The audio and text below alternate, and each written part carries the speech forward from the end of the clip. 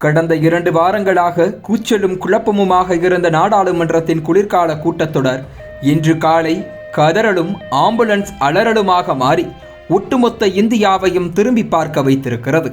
அம்பேத்கரை அவமதித்து விட்டதாக அமைச்சர் அமித்ஷாவுக்கு எதிராக இந்தியா கூட்டணி ஒரு பக்கம் போராட்டம் நடத்த, மற்றொரு பக்கம் அதே அம்பேத்கரை காங்கிரஸ் அவமதித்து விட்டதாக பாஜக கூட்டணி எம்பிக்கள் இன்னொரு பக்கம் போராட்டம் நடத்தினர். ஒரு கட்டத்தில் 2 போராட்ட குழுவும் ஒரே இடத்தில் சந்தித்துக் கொள்ள நாடாளுமன்ற வளாகமே அனல் பறந்தது. என்ன நடந்தது என யூகித்து முடிப்பதற்குள் பாஜக எம்பி ஒருவர் மண்டை உடைந்து மருத்துவமனையில் அனுமதிக்கப்பட்டு விட்டார். எதிர்க்கட்சி தலைவர் ராகுல் காந்திதான் பாஜக எம்பியின் காயத்திற்கு காரணம் என வெளியான தகவல் மேலும் அதிர்ச்சியை கூட்டியுள்ளது. அடிபட்டு ஐசியூவில் அட்மிட் ஆகியிருக்கும் அந்த எம்பி வேறு யாரும் அல்ல, ஒடிசாவைச் சேர்ந்த பிரதாப் சந்திர சாரங்கி தான். ஒடிசா தலைநகர் புவனேஸ்வரில் இருந்து 200 கிலோமீட்டர் தொலைவில் இருக்கும் பாலசோர் மாவட்டத்தில் நீல்கிரி அருகில் இருக்கும் கோபிநாத்பூர் தான் பிரதாப் சாரங்கியின் சொந்த ஊர். அங்கு ஒரு பிராமண குடும்பத்தில் பிறந்த பிரதாப் சாரங்கிக்கு எப்போதும் தான் ஒரு சன்னியாசியாகிவிட வேண்டும் என்கிற ஆர்வம் இருந்திருக்கிறது. அவரது ஆன்மீக தேடல் ராமகிருஷ்ண பரமஹம்சரை நோக்கி இழுத்துச் செல்ல அடிக்கடி ராமகிருஷ்ணா மடத்திற்கு செல்ல தொடங்கியுள்ளார். ஒரு கட்டத்தில் மேற்கு வங்கத்தில் உள்ள தலைமை மடத்திற்கு சென்று துறவரத்தின் மீதான தனது நாட்டத்தையும் வெளிப்படுத்தி இருக்கிறார். அவரது முழு கதையையும் கேட்ட மடத்தின் நிர்வாகிகள் பிரதாப் சாரங்கியின் தாய் கணவன் இல்லாத கைம்பெண் என்பதை அறிந்து தாய்க்கு சேவை செய்யுமாறு அறிவுரை கூறி அவரை திருப்பி அனுப்பிவிட்டனர். இதனால் சன்னியாசி ஆசைக்கு தண்ணீர் தெளித்துவிட்டு RSSல் தொண்டராக இணைந்து கொண்டார். கூடவே பஜ்ரங் தள், விஸ்வ இந்து பரிஷத் அமைப்புகளுக்கும் வேலை பார்த்து வந்தார் பிரதாப் சாரங்கி. 44 வயது வரைக்கும் ஒடிசாவின் நீல்கிரிக்குள் மட்டுமே முக்கிய முகமாக வலம் வந்த பிரதாப் சாரங்கியின் பெயர் ஒரே இரவில் இந்தியா முழுமைக்கும் பேசுபொருளானது. 1999ஆம் ஆண்டு அது.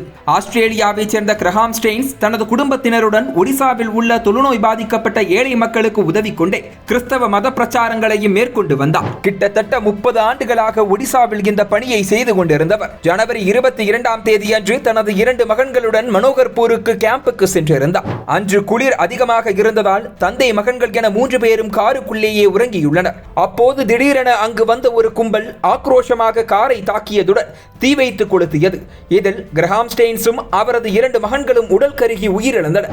நாடு முழுவதும் அதிர்வலைகளை உருவாக்கிய இந்த சம்பவத்தை பஜ்ரங் தள் அமைப்பினர் செய்ததாக தகவல் பரவியது. கட்டாய மதமாற்றம் செய்ததால் தான் கிரஹாம் ஸ்டெயின்ஸ் திட்டமிட்டு கொல்லப்பட்டதாக கூறப்பட்டது. இந்த கோர சம்பவம் நடைபெற்ற போது பஜ்ரங் தள் அமைப்பின் தலைவராக இருந்தவர் பிரதாப் சந்திர சாரங்கி தான். இதனால் அவரும் சந்தேக வளையத்துக்குள் வந்தார். விசாரணை முடிவில் தாரா சிங் என்பவருக்கு தூக்கு தண்டனையும் பிரதாப் சாரங்கி உள்ளிட்ட 11 பேருக்கு ஆயுள் தண்டனையும் விதித்து உத்தரவிடப்பட்டது. ஆனால் வழக்கின் மேல்முறையீட்டில் தாரா சிங்கின் மரண தண்டனையை குறைத்த ஒடிசா உயர்நீதிமன்றம் மற்ற 11 பேரையும் விடுவித்தது. ஆனாலும் சிபிஐ தரப்பில் தாரா சிங்கிற்கு மரண தண்டனை கோரி உச்ச நீதிமன்றத்தில் மேல்முறையீடு செய்யப்பட்டது. அந்த வழக்கை விசாரித்த நீதிமன்றமோ கிரஹாம் ஸ்டெயினின் கொலை ஒன்றும் அரிதினும் அரிதான சம்பவம் அல்ல என கூறி தூக்கு தண்டனை விதிக்க மறுத்துவிட்டது. அடுத்த சம்பவம் 3 ஆண்டுகளுக்குள் அரங்கேறியது. 2002ஆம் ஆண்டு மார்ச் மாதம் அது.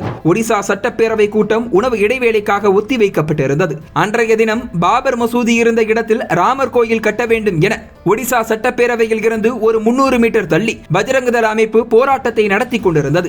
அவை ஒத்திவைக்கப்பட்ட செய்தி அறிந்த போராட்டக்காரர்கள் 500 பேர் திடீரென சட்டப்பேரவைக்குள் புகுந்து கண்ணில் பட்ட பொருட்களை எல்லாம் சூறையாட தொடங்கினர். ஜெய் ஸ்ரீராம், அடல் பிகாரி வாஜ்பாய்க்கு ஜிந்தாபாத் என்கிற அவர்களது முழக்கம் பாதுகாப்பு காவலர்களையே அதிர்ச்சிக்குள்ளாக்கியது. இந்த சம்பவம் நடக்க சரியாக 3 மாதங்கள் முன்னர் தான் நாடாளுமன்றத்தின் மீது தீவிரவாதிகள் தாக்குதல் நடத்தியிருந்ததா. நாடு முழுவதும் சட்டப்பேரவைகளுக்கான பாதுகாப்பும் பலப்படுத்தப்பட்டிருந்தது. அதையும் மீறி பஜ்ரங் தள் அமைப்பினர் ஒடிசா சட்டப்பேரவையை தாக்கியது மாநில அரசையே அசைத்து பார்த்தது. இந்த விவகாரத்திலும் பிரதாப் சந்திர சாரங்கி கைது செய்யப்பட்டார். அடுத்தடுத்த வழக்குகளில் சிக்கினாலும் அவரது நெகட்டிவ் பப்ளிசிட்டியை தேர்தல் அரசியலுக்கு பயன்படுத்திக் கொண்டது பாஜக. 2004, 2009 என 2 முறை நீலகிரி சட்டப்பேரவை தொகுதியில் பிரதாப் சந்திர சாரங்கியை நிறுத்தி வெற்றி பெற வைத்தது. 2014ஆம் ஆண்டு பாலசோர் மக்களவை தொகுதியிலும் களமிறக்கப்பட்டார் பிரதாப் சந்திர சாரங்கி. ஆனால் பிஜு ஜனதா தளின் ரவீந்திரகுமார் ஜேனாவிடம் அவரால் வெற்றி பெற முடியவில்லை. தேர்தல் அரசியலுக்கு வந்த பிறகும் சிறுபான்மையின சமூக மக்களுக்கு எதிரான வெறுப்பு பிரச்சாரத்தை விடாமல் தொடர்ந்தார் பிரதாப் சந்திர சாரங்கி. அதிலும் கிறிஸ்தவ மிஷனரிகளை முட்டாள்கள் என்றும் கட்டாய மதமாற்றம் செய்து ஒடிசாவில் கிறிஸ்தவர்களின் மக்கள் தொகையை அதிகரிப்பதாகவும் காட்டமாக விமர்சித்தார். இது கட்சிக்குள் அவர் லைம்லைட்டுக்குள் இருப்பதற்கு உதவியது. 2016ஆம் ஆண்டு ஆண்டு ஒடிசாவின் மாநில பாஜக தலைவர் மாற்றப்படும் போது அந்த ரேஸில் பிரதாப் சந்திர சாரங்கியும் நுழையும் அளவுக்கு அவருக்கான மவுசு எகிரி இருந்தது. ஆனால் கடைசியில் அது கைகூடாமல் போனது. இந்த நேரத்தில் தான் 2017ஆம் ஆண்டு ஒடிசாவுக்கு வந்த பிரதமர் நரேந்திர மோடி விமான நிலையத்தில் பிரதாப் சாரங்கியை பார்த்ததும் நின்று கைகுலுக்கி பேசிவிட்டு சென்றார். இது பிரதாப் சாரங்கியின் ஆதிக்கத்தை கட்சிக்குள் இன்னும் கொஞ்சம் அதிகரித்தது. எங்கே அவர் முதலமைச்சர் வேட்பாளராகி விடுவாரோ என எதிர்பார்த்திருந்த வேளையில் 2019இல் மீண்டும் பாலசோர் மக்களவை தொகுதியில் நிறுத்தியது பாஜக. இந்த முறை வெற்றியோடு டெல்லிக்கு சென்றவருக்கு மோடியின் இரண்டாவது அமைச்சரவையில் இணை அமைச்சர் பதவி கிடைத்தது. சாதாரண வெள்ளை ஜுப்பா, வெட்டப்படாத தாடி, களைத்து போன கண்களோடு எளிமையின் மறு உருவமாக அவர் பதவியேற்றதை அன்று சோசியல் மீடியாவே கொண்டாடியது. அடுத்தடுத்து வந்த செய்திகள் எல்லாம் பிரதாப் சாரங்கியின் கையிருப்பில் 15,000 மட்டுமே உள்ளது, இன்னமும் குடிசை வீட்டில் தான் வசிக்கிறார் என எழுதி அவருக்கான ஹைப்பை எகிர வைத்தன. ஒரு கட்டத்தில் ஒடிசாவின் மோடி காவி அணியாத யோகி என்றெல்லாம் புகழ்ந்து தள்ளின.